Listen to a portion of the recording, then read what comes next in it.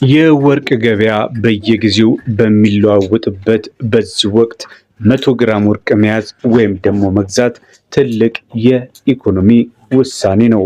ወርቅ የሀብት መከማቻ ብቻ ሲሆን በገበያ መናወጥ ወቅት እንዳስተማማኝ ዋስትና የሚታይ ንብረት ነው።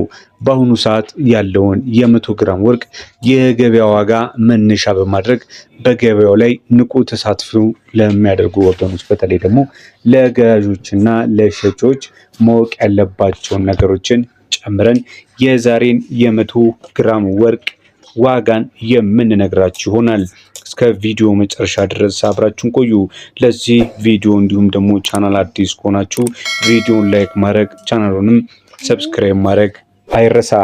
የምንነግራችሁ በ18 እና በ21 ካራት የ100 ግራም ወርቅ በስንት እየተሸጠ እንደሚገኝ ይሆናል። ነገር ግን ከዛ በፊት ገዢዎች ወይም ደግሞ ሻጮች ከሆናችሁ ማወቅ ያለባችሁ ወሳኝ ነገር ምንድነው? 100 ግራም ወርቅ ለመግዛት ስታስቡ ከፍተኛ የገንዘብ ዝውውር ስለሚኖር የሚከተለውን ጥንቃቄ ማድረግ አለባችሁ። የመጀመሪያው ነገር ደረጃውን ወይም ደግሞ ካራቱን ማረጋገጥ ነው። ወርቅ 24 ካራት የሚባለው ጥሩ ወርቅ ነው ወይንስ 21 ካራት የሚለውን በደንብ ለዩ። የዋጋ ልዩነቱ የሚመነጨው ከንጽህናው ስለሆነ ማለት ነው። ሌላው ደግሞ የገበያውን ወቅታዊ ሁኔታ መከታተል ግድ ይላችኋል። እየገዛችሁ ያላችሁት 1 ወይም 2 ግራም ወርቅ አይደለም። ልብ በሉ፣ የ100 ግራም ወርቅ ነው።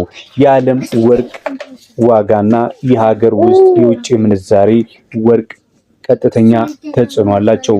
ዋጋው በትንሹ ቀዝቀዝ ባለበት ወቅት መግዛት ለረጅም ጊዜ ኢንቨስትመንት አዋጭ ነው። ህጋዊ የሆነ ደረሰኝ ሌላውና እጅግ በጣም ወሳኙ ነገር ነው። ወርቅን ከታወቁና ህጋዊ የንግድ ፍቃድ ካላቸው ሱቆች ብቻ መግዛት አለባችሁ።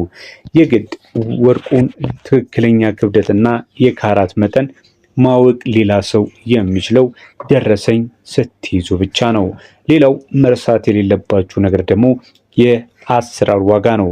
ከዛ በፊት መግዛት የምትፈልጉት የተሰራ ወርቅ ነው ወይስ ደግሞ የጥሬ ወርቅ የሚለውንም ለዩ። ለዛሬ እኔ የምነግራችሁ የነዚህን የተሰሩ የወርቅ ዋጋዎችን ይሆናል።